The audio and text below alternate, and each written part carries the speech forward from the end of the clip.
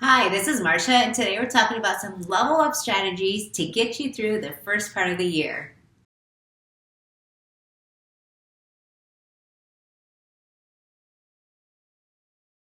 So what I'm going to do today is I'm just going to give you some quick level up strategies. Everything I'm going to talk about is in the email that I'm sending along with it. So there's going to be a direct link to get you to some of the resources that you see today. If you want to use them, grab them, use them in your classroom.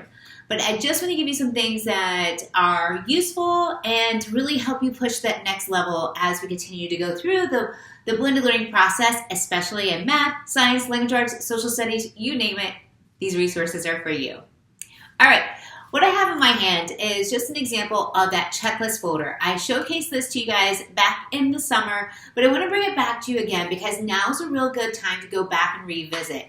The checklist folder, again, in the middle front pocket, work here in progress, and then work that is completed.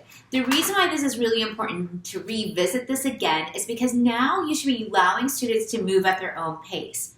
If you're still moving students with a timer and rotating, I get it. I understand it's comfort. But really empower the students to let them move at their own pace.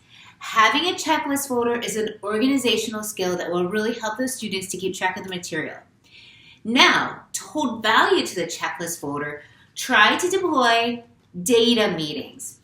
Data meetings are a really good way to just check base with the students. How many items do they have completed on their checklist? How are they doing in IXL? What is a goal that they are working toward? So the check data meeting cards go right inside the checklist folder and I staple it to them.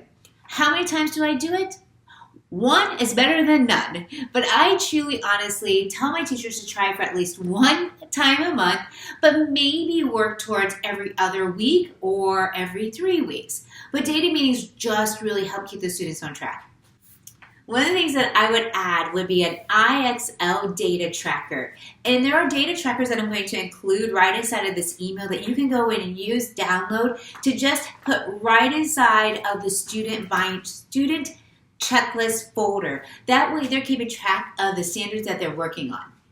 Checklist folders, if you don't have them in play, bring them back, maybe add something new just to spice it up a little bit. The next thing I want to talk about is I was working with a team of teachers and we were talking about ELL students, English language learners. And one of the things we talked about is building upon prior knowledge. Sometimes we think kids come in, they don't know how to do X, Y, and Z. Well, think about doing show what you know. So before you get started with an upcoming lesson or unit, take off and try out a show what you know. And this is a Canva template. I'll add it into that Google or add it into that email for you. But what it has is like, what is erosion? I have a photo of rust. Then I have what is oxidation. Then I have a photo of erosion. And then down below I have one that says, can you draw a photo of weathering? List, have you ever been to the beach, a mountain, a lake, a river? Draw that. And then the other one is list how many words that remind you when I say the word weathering. List what you think of. So this show what you know is just a really good way to build upon prior knowledge. Even in math class, it is still good to ask the students, maybe try to solve this problem. Try to answer this question. And then you can use that to help guide your lessons. Speaking about knowing our students, a good way to really think about this new start of the year is to go in and set good quality goals with the students. Also in the email, you're going to have a link that's going to take you to a 2025 goal setting form. I know, we're like on day 23 of day 22 of January, but it is never too late to set goals with your students. So it says, dream big, make a plan, take action. So you have one goal that you want to try, 2 academic goals, 3 things that you would like, something new, and then wishes for 25. But I didn't stop there. Because one of the things that we want to do is increase that student engagement and ownership in the classroom. So looking back at all the things that they have completed this year, that they've been successful for. So one thing that they would change, top adventures, top academic success moments, and then things that you've learned, and then your top 24 moments. Just by having students go in and just reflect about everything they have accomplished in 2024 and moving forward, it's just a good way to bring that ownership into the classroom. Where do I put this? I put it right inside of their checklist folder. So this goes in part of it so they could have this as a resource to come back and look at. And you can look at it when they come to your group. In fact, I could have a show what you know right inside those folders. All right, another thing I want to talk about is I just got done presenting at a couple of conferences, and I have more conferences coming up. And a couple of things that I always talk to the teams about is, of course, do you hear that? My zip bags. I always carry these with me everywhere.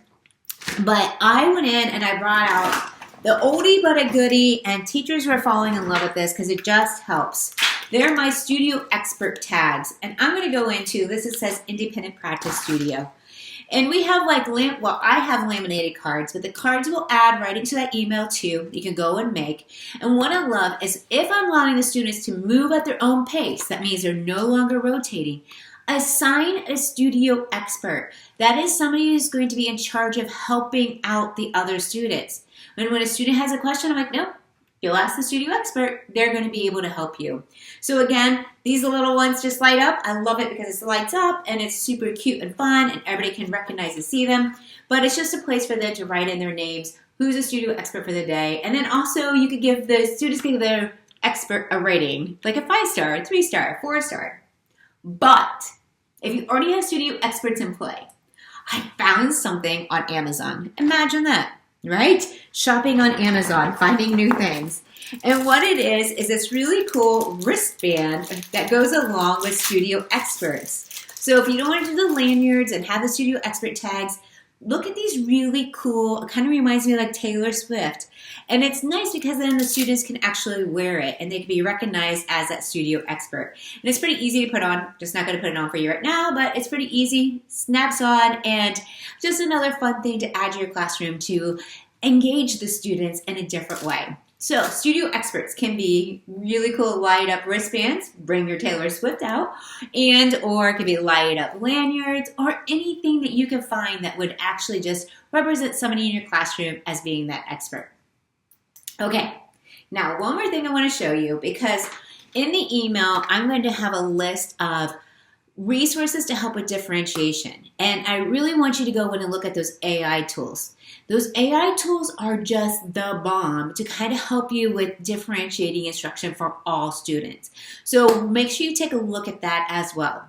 But the last thing I'm going to leave you with before I send out this email is think about posting your answers. I've talked about this, especially in a math classroom. We want the students to be able to build up that success moment, getting instant feedback. And one of the ways I do that is with invisible ink pens. Let me show you. So I have an invisible ink pen. I'm going to come over here. I'm going to write out a problem. All right. I wrote it out with my invisible ink. Now, can you see it? Can you see what I wrote? The answer is no.